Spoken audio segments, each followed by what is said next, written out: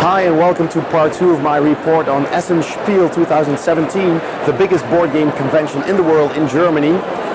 If you haven't seen part 1, check out the link in the top of this video, and otherwise have fun watching part 2 of my report. 2 1 2 1 2 1 2 1 2 3 funk.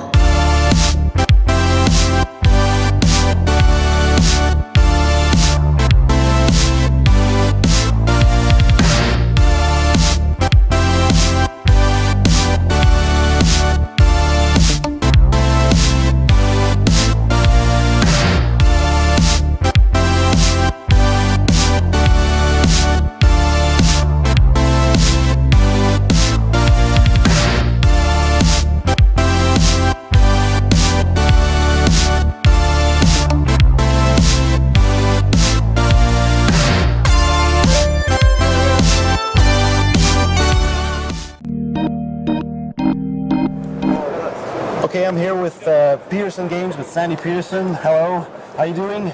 I have a slight cold. Okay, yeah, so holding up after 3 days of Essen? I'm high on Coricidin, so I'm not feeling any pain. Okay.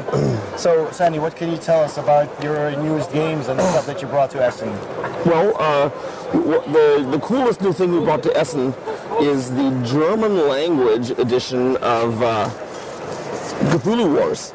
And we have it in 2 forms. There's a complete German language Cthulhu Wars, and then there's an upgrade kit with just the printed text material that you can use to add to your current set if you want to upgrade. Mm-hmm. As far as upcoming things that we're excited about, we have starting November 13th is a Kickstarter for Evil High Priest, which is a worker placement Euro-style game in which you are a cultist of a Great Old One, and the unique features of it are that the core, you're all cultists of the same Great Old One.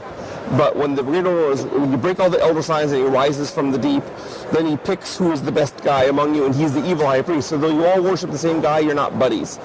But the cool thing is that when you play it, you can have a different Great Old One that you're worshiping. So the core board with all the actions and things you're doing is different when you play. Now you're worshiping the black goat, now you're worshiping the yellow sign, now you're worshiping the sleeper, and they all have a totally different feel because of that, which is unusual in a worker placement game, because generally in those, the board is the hero that must never, the sacrosanct and can never change.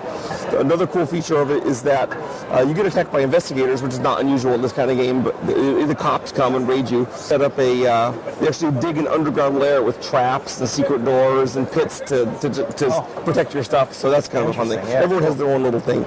So that's Evil High Priest. That's coming in November. Okay. Plan is to launch it November 13th. Looks like it's on track. Okay. The new Petersen game, I mean, everything's laid out, ready to go. All we need is the money to actually pay the printing, and then out it goes. Okay. Probably about a $50 price point, so kind of low for a Petersen game product. Yeah. Then in January, we are going to launch a Kickstarter for my next co-op game called Planet Apocalypse, which is sort of a cross between Fury Road and Doom. Demons are rising up to overthrow the Earth, and the ragged survivors are leading opposition to try to thwart them and kill the demon lords. There's maps where the demon hordes are pouring through to Earth, and you have to punch through them to get to the Lord. And there's actually a campaign that goes up through 10 different maps to get to the ultimate maps where you're storming the gates of heaven and stuff. And so the art is fabulous. It's by Keith Thompson, who mostly works in movies. He did the monster concepts for Pacific Rim, for example. Oh, nice. Which is the only part of that movie I liked. Yeah, the monsters, absolutely, right? Yeah. But he also worked on The Ritual, recently came out, and did a big monster for that. I don't know if it was big, I haven't seen the movie yet, but he was very proud of that monster, so I'm cool. Anyway, he's got a quirky, interesting, cultic feel to his art, and the game is very unusual. Then, coming later on in the summer, this is like some distance away, maybe July, is my my space game called Hyperspace, which is a big 4X space game where you have hexagonal tiles that have planets on them. The unusual features of that the planets typically have more than one site on them for colonization, so it's very common to share a planet with an alien race, which is not usual in these games. The other is that it plays in about 2.5 hours, so it's quick moving, which is also unusual with those kind of games. And the final is that in a lot of these games, which I love Twilight Imperium, I love Eclipse, right? But a lot of, if you have one really bad, disastrous battle, then that's pretty much it. You're tanked for the game, right? And your 6 hours of investment in Twilight Imperium are now blown, right? But in this, the battles are really common and they're violent and there's lots of death, but you can recover pretty easily from a lost battle. There's lots of fighting. It's very active. The aliens are, of course, unusual, and we found a way to have 24 different asymmetric races in it, which is, I thought, kind of cool. Okay. We also feature some Lovecraftian races because they were science fiction creatures originally. So there's the fungi from Yuggoth and Starspawn and stuff in it. But it's more, but they're only like, there's 4 of those out of 24. So it's not the emphasis isn't Cthulhu in space. The emphasis is it's space, and look, there's a Cthulhu. Yeah. If you want it. Okay. So. Well, that sounds very exciting. Okay. Good luck on the last day of Spiel. Thank you. And thank you very much for your time. Maybe I won't shake your hand because of the cold, but it's not because I don't love you. Okay. Okay. Thank you very much. Okay. You bet.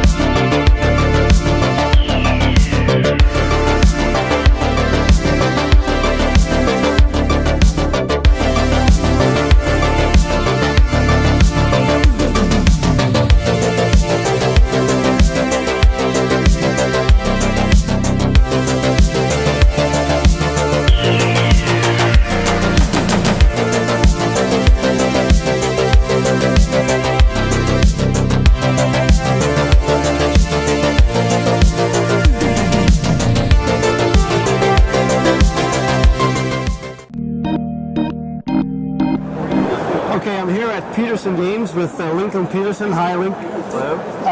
You're going to tell us something about your newest game, Evil High Priests. Yes. So this is a worker placement game.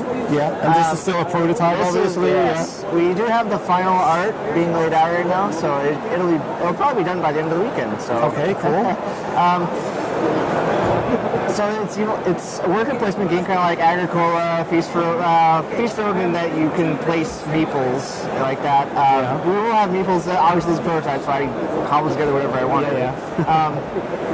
So just like any worker placement game, you take your guy and you put it on a place, and you get resources, and then it's kind of like Dungeon Lord, so that you have your own little sanctum, and you get to place things here, and you can build like your kind of like your dungeon slash lair, room, chambers, right? It's very rare you fill it all out, but you could. So the whole point of the game is to unlock all the Elder Signs. Okay. And then as soon as that happens, the game immediately ends, and then whoever has done the most helping your god by getting resources becomes the evil high priest. Okay. So basically, it's every Elder Sign is 10 points, every spellbook is 5, every magic is 2, which are the stars, every blood is 1, which are the hearts, and whoever has the most cash gets 5. So it doesn't matter if you got all the Elder Signs and they were all destroyed in necessary attacks. It's just, if this was all, everyone else had nothing and this is what I had, I would have won, even though if they broke every other Elder Sign. So, because he just wakes up and sees immediately what everyone got, and then that's decide who wins. Okay, cool. So you kind of have to break the Elder Signs and keep them. So what will the final version look like? Will you have your own figures to put on the board again? So, like we've seen with Cthulhu Wars, for example. Yeah, so they'll all be meeples, so they're all generic, but we do have all the different chambers, monsters, and the unique thing about this game is all of this will be the same every time you play, but the cult board, you can change out which cult you're worshipping. So right now we're worshipping cult. We could worship Black Goat, Crawling Chaos, Yellow Sign, Windwalker, Sleeper Opener. And then every time the game we play differently. Yeah, and the other thing is that, so you unlock, and it's kind of like a tech tree, and you unlock the first one, and then you can go down, and then you can knock out any of these, right? And so you can go deep, or you can go wide, right? So it's like a skill tree or something, right, you know? Yeah. Okay. And all these different things do different things, right? So, and as the game progresses along, the investigators find out that you're an evil cult, and they have to stop you, right? Because you're awakening Cthulhu. Yeah. Right? So they do a D6, they do attacks that are D6, 2D6, or 3D6, and you basically roll dice, and they attack you, and they destroy your resources and things. And one of the things that can be destroyed are your elder signs because they're trophies. So it's very often that like one or two of your elder signs throughout the course of a game will get destroyed. So. And will this game go straight to market, or will you be doing a Kickstarter It's again? being kickstarted. Okay. And the way we're running it, or we're going to run it probably, is the core game is going to be $50, and that's going to be pledged. And then the next one is going to be the core game plus expansions plus stretch goals, and what all the stretch goals will become an extra expansion that we'll sell at retail. Okay. But people will get that one for free if they Kickstarter. That sounds really good. Okay, thank you for your time. Thank you. And have fun at Spiel. Yes.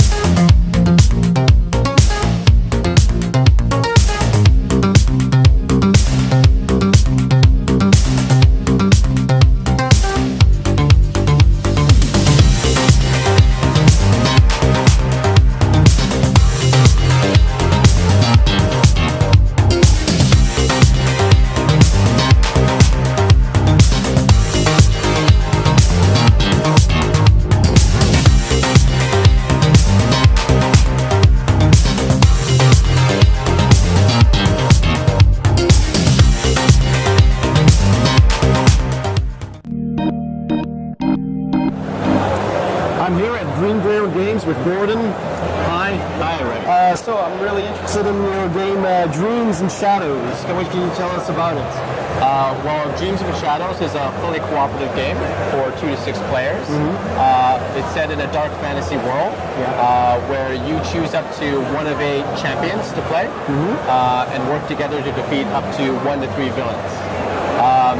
The game is divided into 2 acts, where in the first act you have 5 turns, and in each turn you have actions when it comes to moving on the board, removing shadow tokens that spread, trying to defeat villains. There's a combat phase where if you're on the same location as a foe that you'd enter combat with, and there's various tactics that you can employ and working together as a team. And then there's a scenario phase where you would draw scenario cards and pass them face down to another player. And in each scenario, there's a story description, and you have to either pass a test or potentially make a choice that might have a moral choice between a couple of different options. And then after the scenario phase, there's an event phase, and that in a nutshell is 1 turn. Turn progresses 5 times, and then the villain comes into play afterwards in the second act. Certain rules change, and then you have a final confrontation with the villain. There's no more scenarios or events. It's all action combat. So it's a deeply thematic game, very story-based driven.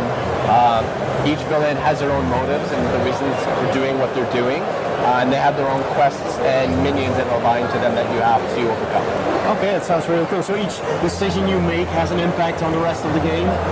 Either that game or the expansion. So actually a number of choices that you make or outcomes that occur will result in different cards that you're allowed to play in the expansion that's just come out, The Monster Within. Monster Within, which is set right after the first game. And like I said, because it's just one villain, Wendigo, the cards that are location cards and the quest cards are very tailored around that experience against that one villain. And again, there's different versions for some of them where what you can play, what you can't play. Okay, well, that sounds very interesting. Thank you very much for your time. Good luck and have fun at Essen. Thank you very much.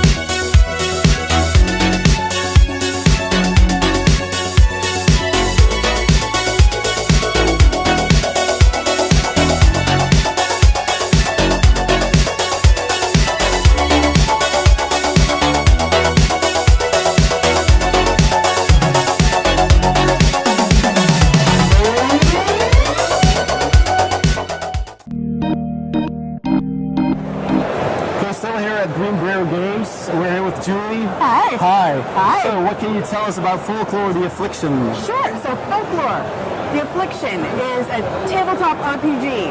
You are playing a character in a dark world filled with evil like vampires and werewolves. You have decided to stand against them, and you do this by reading through a story that's provided for you. There's a series of different stories. In them, you read some of the story to get a feeling of the world, and then you get choices. Some of the choices you get to determine. Some of them are you roll to make skill checks. Yeah. And then some of them, it's a fight against the big bads. Once you do that, you make your way along the world and travel the world map, and then you have bigger battles with bigger bosses where you have your miniatures out and you're rolling. So it has that definite like old school D&D feel for these types of things, but it's more streamlined so that if you are playing with your family or younger people or just don't have a lot of time, you can do a quick campaign and not worry about it being for weeks and weeks. Okay, so these are the characters that you can choose from. Absolutely. Really nice artwork as well. It's beautiful. And it has a lot of awesome looking miniatures, as you can see. So, what can you, does it have expansions? I saw some expansions. It does. It has, so this is the core game, has 6 stories in it. Yeah. The expansion has just more miniatures than the original. It has some of the big bosses in it, and then it has 9 additional stories as well. Okay. And new characters you can play. We have some really fun, like the ghost miniatures, because when you die in the game, you don't just die and it's over. You get to be a ghost. Okay. And then we have the miniatures that are with it. So lots of different things to continue the story. And also we have a story adventure kit, creation kit, so you can build your own stories in the world once you've played all of ours. Okay, well, thank you very much for your time. You're welcome. Have fun at Spiel. Yes, See you thank next you. time. You too. Yeah, thank you.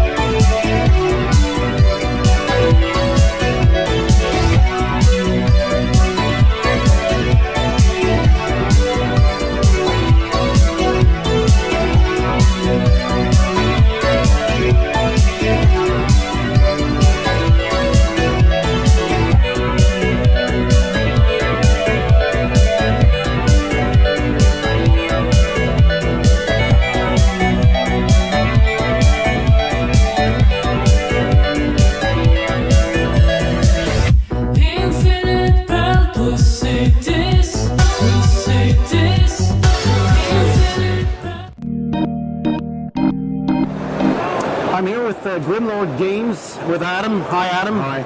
So we're going to talk about Village Attacks first. So what can you tell us about this game? So Village Attacks is a castle defense game which has a role reversal element, so you actually play as the monsters rather than the villagers. You play as a band of monsters that have been terrorising the local village for years, and they've just had enough of you, so they decide to storm the castle and try and get rid of you. Yeah, so it's a tower defense game, basically? Yeah, it's a tower defense, so the focus is on one particular room.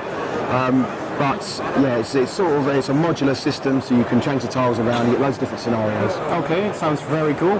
And your other game is Endure the Stars? Yes. And we've got a box here. I'll just pick that off. So this is a huge box. Endure the Stars. That's the revised edition, right? Yes, yeah. So what is this about? So Endure the Stars is a sci-fi dungeon crawler.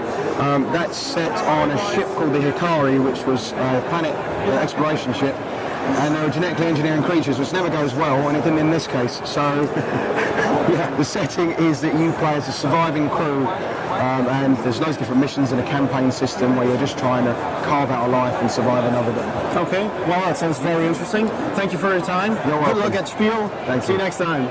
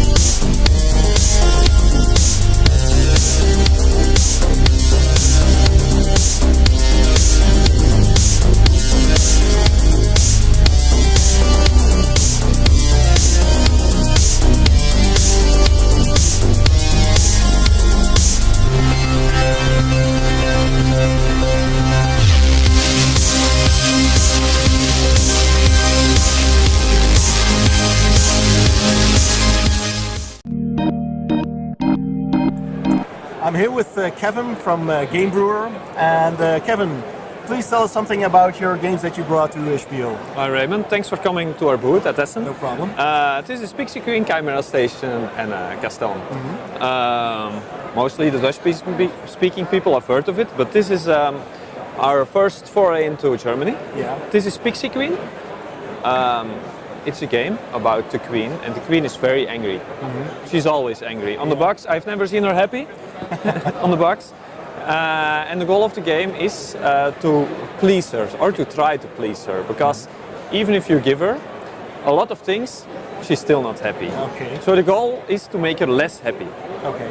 Sorry, Less angry. angry. So during the game is about penalty points, whipping points. Okay. You can see it in the logo. So at the end of each turn, if you do nothing, you will get 8 penalty points.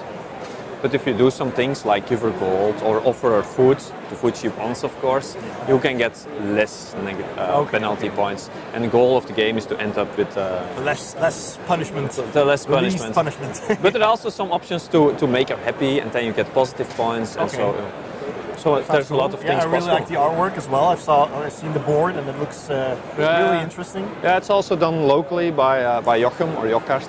Okay. So we're very proud to have someone of our own country doing the artwork. Yeah, nice. And then there's Chimera Station, also a worker placement. Yeah, also a worker placement. We like worker placements. It's under license from TMG, and we've Europeized it. Okay. If that's a word. Yeah, the Euro edition. Yeah, exactly. So we made it language independent, except for a few parts which worked better if they had language on them, like only the cards actually, and a manual. Yeah. So there are 6 languages: Dutch, French, German, Italian, Spanish, and whatever. English, of course. English, yeah. So yeah, and that's. But yeah, it's a great game. It's getting a lot of good reviews here on the fair and on Board Game Geek. It's about your workers. You can manipulate your workers. For instance, you give them brains to make them smarter. They will get more victory points. You can give them class to make them more aggressive. They can push other workers away. Yeah. You can give them leaves, so they generate more food. Yeah. Workers need to be fed. Yeah. And tentacles, so they can steal better. Grab more stuff. Exactly. So, and of course, there's a station, and the station expands. In the beginning of the games, you have a few options, but at the end, there's a plethora of options. And exactly. It's really complex. It looks really awesome. I really like the miniatures, the workers themselves. Check it out. I highly suggest you check this out, because this really looks great on the table. And then finally, there's Castellum. It's Castellum. It's a game about Maastricht. I don't know if that's easy to pronounce for English-speaking people, but Maastricht. Maastricht is a city in the Netherlands. Actually, it's on the border of the Netherlands and Germany and Belgium. Belgium, yeah. So it's a mix of everything. We are Belgium, the other is from the Netherlands, Dutch, and we're at Germany, so it's a perfect match. Yeah, exactly. It's again a worker placement, again, but still we like worker placements. Of course. Yeah, but this thing is about combat. So during the game you buy and train troops, and you build fortifications, and you use those to stop and deter the invasion of the Spanish and Dutch and French people. Yeah, so it plays in different eras, and all the eras have some siege of Maastricht that you need to repel. Yeah, it's also historical, so Yeah. it's based on true facts. Okay. And I also like the artwork. It's very fitting for that period of time. Yeah, and yeah. the artist that lived here during that, the Yeah, it's all painters. done by Eric Schele, so he designed the game and And he illustrated painted it. the game. Yeah, that's really cool. And also I like the map of Maastricht. There's really an historical map, and Yeah, it's yeah, really yeah. drawn like during that time. Okay, well, thank you, Kevin, for your explanation. Okay. Have fun at Spiel. Yeah, and you see too, next Raymond. time. Bye.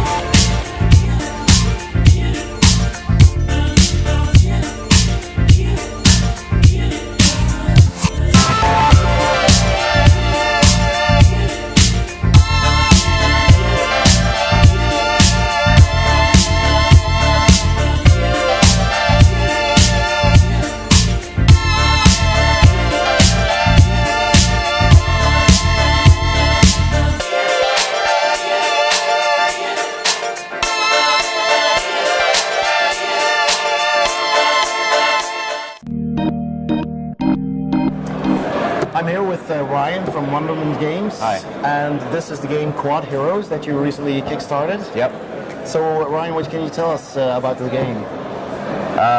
Well, in short, it's an action-adventure game involving a lot of player interaction. What makes the game tick are the cube-shaped miniatures. Yeah. That I have here a professionally painted one and just a regular one. Okay. These will actually come ink washed and in gray plastic, but these are prototypes at this point. Okay. But what makes the game tick is the movement mechanic. So I have this cube-shaped guy, and I have a different movement type associated with each face of the character. So we have diagonal, sliding, orthogonal movement, more tumbling, and jumping, and sort of a free move thing. So it's all just sort of different ways to get around the board. How it works is you're always starting your movement on your turn. There's also card play, but the main turn structure involves playing cards before and after moving, and then you move, and then at the end of your turn you can get some cards. Okay. So in order to move, you always start by tumbling over in a direction of your choice, which is going to activate the face that's on top at the end. So each phase has a different Something else associated with it. Oh, I guess there's the feet and the face and the arms. Okay. Yep. Yeah. Cool. So if I tumble forward like this, his face is here. It's a little person, so he's got two arms and a queue on top and some feet. Yeah. So if I tumble forward, I look at his back. It says tumble again. So at the start of the game, I get to move one space, but as the game goes on, that's one space with all of these. I'll upgrade potentially to get more cards and let's find what we're looking for.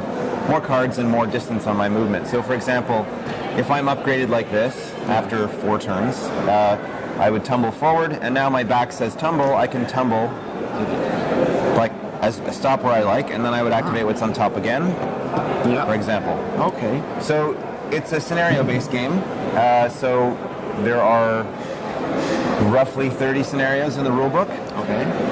Some of them are cooperative, some of them are team-based.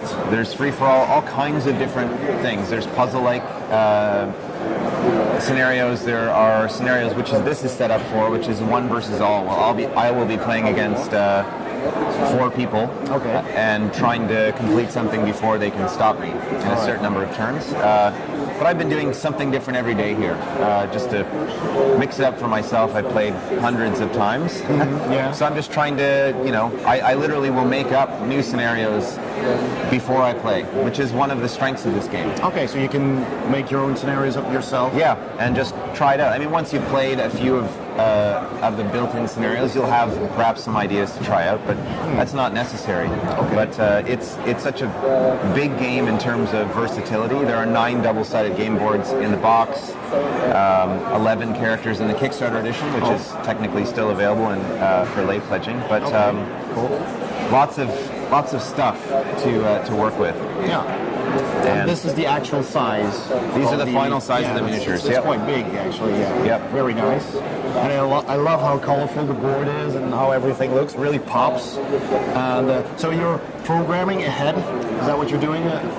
Not technically programming. So at the start of the game, you're going to start somewhere on the board on a start board. And you'll set your board up for sort of optimal movement on your first turn or whatever your plans are. But then when you activate the queue space of your character later on, so every turn you're choosing, you have an option. So it's not technically programmed, you're assigning these, and then you're choosing on your turn. So unlike a game like Robo Rally where you slot down a bunch of cards and then if you made a mistake, crazy things happen. You always have control here. You have control over what you're doing. Other people will throw, you know, wrenches in the works, but you can always react. It's a very different experience. I like to think it's more akin to a video game, like say Super Smash Brothers, where you're responding to other people's actions. That's not really accurate saying Super Smash Brothers, but it's easier to compare this game to a video game than to other board games. The closest thing that most people see when they look at it is Robo Rally, but when you play it, it's quite different. Maybe Mechs versus Minions a little bit as well, but I think it's Mechs versus Minions is a modern Robo Rally in my opinion. But they both share some similarities with it, especially on the boards in terms of how boards work. So you're still interacting with board elements, like for example this water here. If I lay on it, if I land on this, it pushes me, then I'll spin, and then I carry on with my movement. Alright. So there are some things where I'm collecting crystals, for example, and the sheep move on their own. And cool. Okay, well, Ryan, thank you very much for that short explanation. Have fun at Essen. Yeah, thank you so much. Okay.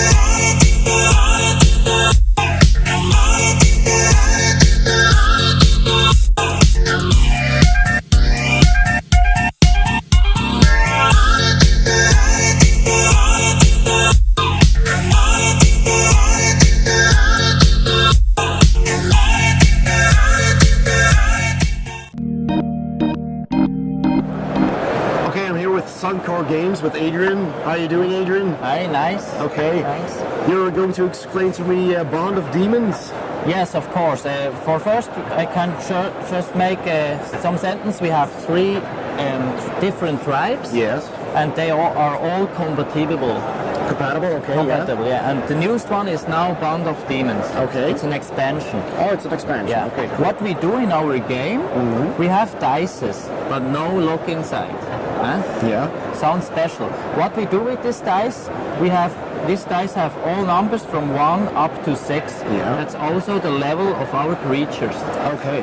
And I have to go to my opponent in his area and defeats his dices to get points. Okay. Player first have 10 points, win the game. Okay. How I can do that? I have in my turn 1 of 4 actions. 1 is movement. It's just 1 step in one direction. Okay. Really easy. Second one is attacking. How I can attack. For attack, I need a higher number than my opponent. Okay. For example, I have a 3, I can attack a 2. Okay. Release it, the 2 go out of the game, and I get the points who go out of the game. This dice who go out, I get the points, I get 2 points. If I attack my opponent's dice, I get points equal his number. I get 2 points, if I in my opponent's zone, I get extra points for the field bonus. Okay, because you're further on in the enemy area. Yes. Okay. When I'm an aggressive player, I'm exactly. better. Okay. So then I have rise level. That's really special. We can just go 1 level up with the dice, and we have another creature.